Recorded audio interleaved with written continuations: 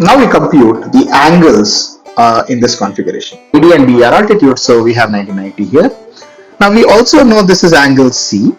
This is angle C. So therefore, this angle here is 180 minus C. Okay. Further, by linear pair, this angle is C.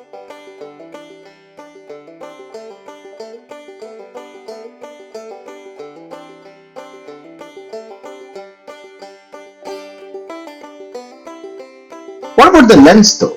Well, the lens can be built, filled using trigonometry. Okay, so the lens can be filled using trigonometry. So let's see, let's fill the simplest one, AD. So we know this is angle B, right? This entire thing is angle B, and we know this is 90. So AD can easily be filled. It's not, the AB is denoted as C typically, so AD is simply C sine B, right? What about BD though? BD is similar. It's a C cos B. So these two are pretty simple. The real fun one that you have to learn, and in fact you have to memorize, and you'll see that throughout we'll use it, and if you're preparing for Olympiads, is a very, very important length to be memorized, is AH. Okay, so let's understand what AH is. To do that, we should know what the angles in the AH configuration are. Notice that we already know this is 90. We know this is 90 minus C. And we know therefore this is C. Right? So we can actually fill AH in this triangle by using AE. Right? So if you look at AH is the hypotenuse, so AH cos 90 minus C is AE, so AH is AE by cos 90 minus C, which is essentially sin C. You can say AH is AE by sin C directly. But what is AE? Now if you look at AE, you can compute AE by looking at this bigger triangle. First we use the smaller triangle to fill it in, right? AH is AE by sin C. Now we can look at the larger triangle. The larger triangle tells you that this angle here is 90 minus A, and we also know this entire angle is A, right? So we can use that to get AE is C cos A. Okay, both put together now using, you can in fact simplify this further using sine rule. So using sine rule, we know C is 2R sin C cos A divided by sin C, and sin C cancels, and you get 2R cos A. Okay, so let's memorize this result. It's very important. Please frame it down, note it down, and you'll see that even just in this video we'll use it many times. Okay, alright, so let's write it carefully. Alright, so AH is 2R cos A. Marking angles and staring at the configuration carefully can sometimes give you new circles. Okay, so in this case, in fact, it happens quite easily, because notice this angle is 90 degrees and this angle is 90 degrees, right? Which means that the opposite angles are adding up to 180 degrees. So DHEC is a cyclic quadrilateral. In fact, more precisely, if you take the circle with diameter CH, on the other hand, if you notice the 90 degree on the other side here, then you notice angle AEB is 90 and so is angle ADB. So therefore we have two circles here. Okay, there are two circles having, one is this circle here. Okay, the circle with diameter as CH, which passes through E and D, and the other one is a circle with diameter AB, which passes through E and D. Okay, so there are two circles.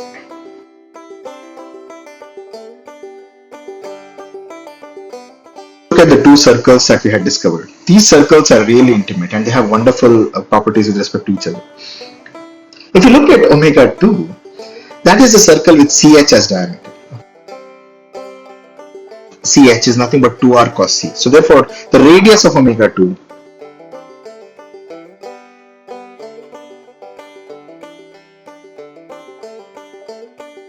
I have applied sine rule in triangle ABC to get this answer. Now notice that if you look at the circle omega 2, its diameter CH, and you consider the diameter AB of omega 1, these two diameters are perpendicular to each other. So if you take the center of the circle AB, which is nothing but the midpoint of AB, okay, so if you look at the midpoint of AB, and if you look at the midpoint of CH, which is the center of omega 2, okay, call it L, then if you join M and D, and if you join E and L, okay, now we can note something really interesting. We have to extend CH to the opposite side, which basically is the feet of the perpendicular from C. Let's call it F. Now let's chase angles. First of all, we know that ME, so which are the lengths we know are equal? Let's mark them down. MA and MB and ME are equal because they are all radii of omega 1. Okay. Similarly, EL, LH and LC are also equal because they are radii of omega 2. Okay. In fact, we even know what the radii is: arc sin C and arc cos C. Now let's chase angles. If you chase angles again, you see that this angle is A, and because MAE is isosceles, this angle is also A. By exterior sum property, we know this is 2A. We already know CF is perpendicular to AB because it's passing through the orthocenter, so CF is altitude, so this is 90. Now, if you know this is 90, if you know this is 90, this is A, then what remains is 90 minus A. So you already know this is 90 minus A, right? These are angles you have, by the way, already filled at the start of the video. Now we notice that in circle omega 2, ECH is 90 minus A, that is the angle subtended at the arc. So the angle subtended at the center must be double. Okay, so this angle must be double. So this angle here must be 180 minus 2A. That's double of 90 minus A. So we have a very nice situation where this angle is 180 minus 2A at L, and this angle here is 2A. So therefore, MELF forms a cyclic quadrilateral. Okay. Alright, but this instantly means that angle MEL is 90. You see, because the opposite angle MFL is also 90. So MEL is 90, which in other words, or that is ME is the radius of circle omega 1. And EL is a line that is perpendicular to the radius at E, which means EL is the tangent to omega 1 at E. Okay, so we see that. Okay, alright, so we found that ME, EL are tangents. So what we have is two circles are intersecting. If you draw the two tangents at the intersecting point, they are perpendicular to each other. Such circles are called orthogonal circles. Okay, so omega 1 and omega 2 are orthogonal circles. Alright, so this configuration is not yet done. Okay, we learned something nice about omega and omega 2. We found its radii, we know their centers, everything we know, and we further just now found another circle, by the way. If you notice that if you take circle with LM as diameter, it passes through E and F. We proved that. We noticed that whatever argument we did with E, we could have done it with D. Okay, because it's very symmetric. The story is completely symmetric. We could have done the entire story with D instead of E. So if you took the circle with LM as diameter, it would pass through D as well. So we have a very interesting circle at this point. This circle is crazy.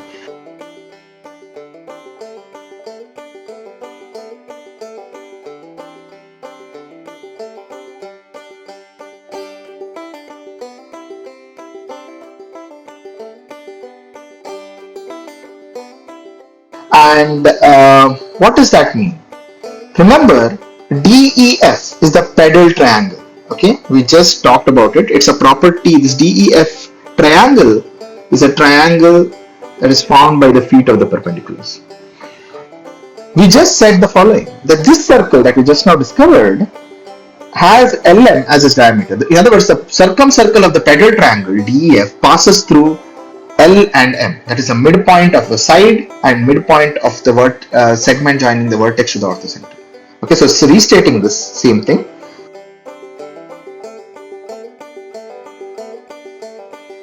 Through the midpoint. By the way, if it passes through one midpoint, we can run the same argument in another direction. Notice we ran the whole argument with the CH, starting with the altitude CH, right?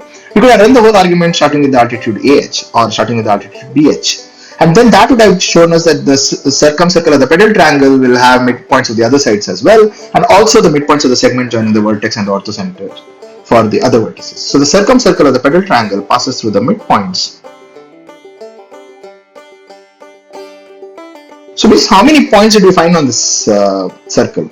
Already it has the 3 feet of the perpendicular, it has the 3 midpoints, and then it has 3 midpoints of the segment joining the orthocenter and the vertices. So totally it looks like we have 9 points. So this circle that passes through all these 9 points is called the 9-point circle. In fact, let's denote it by omega 9. Now let's compute the radius of this crazy circle. I mean, it's called in fact the 9-point circle. It's crazy because it has 9 points on it, but let's call it by its name, the 9-point circle. Okay. So if you look at this 9-point circle, we would like to compute the radius. First of all, by the way, the crazy circle, the 9-point circle is the circumcircle of the pedal triangle. We already figured that out. Further, we already know here from the previous slide that that's the radius of the circle passing through HECD, right? I mean, CH is the diameter, and so radius is r cos c. CH is 2r cos c, and radius is therefore r cos c. We already proved MEL is 90. That gives the answer pretty easily about what LM is. By Pythagoras theorem, LM square. So the diameter of the 9-point circle is r. So the radius of the 9-point circle is basically, answer to this question is r by 2. So we have found almost everything about this circle, right? We have found that the circle passes through 9 important points of the triangle. We have found its radius to be r by 2. The only thing that is remaining about the circle is the center. Where is the center of the circle? Okay, so to compute the center of the 9-point circle, we need a little bit of a preparation.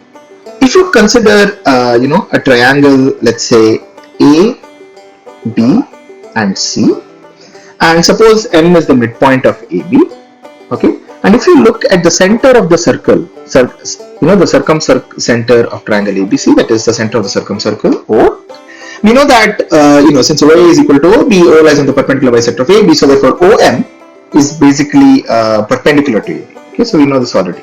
OM is perpendicular to AB. We also know that if you join AO to OB, we know that the angle subtended, if this angle is C, the angle subtended here is 2C, right? It's double the angle.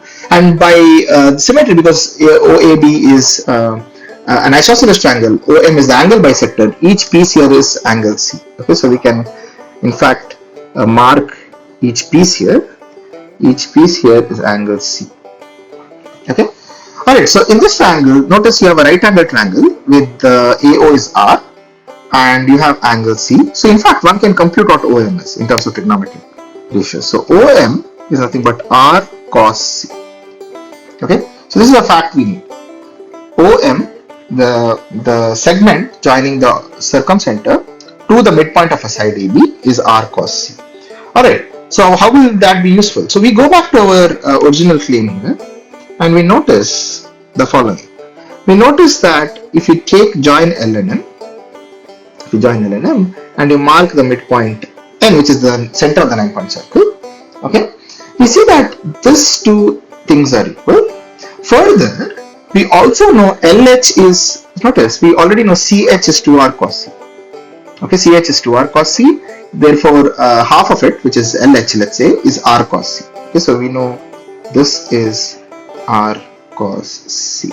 If we compute the parallelogram MHLX, where LH is already R cos C, then we get MX is also R cos C. Further, since LH is perpendicular to AB and LH and MX are parallel, notice LH is perpendicular to AB because CF is the altitude and LH is a segment of CF.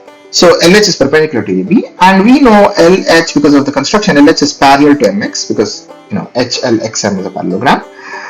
This together implies that MX also must be perpendicular to AB.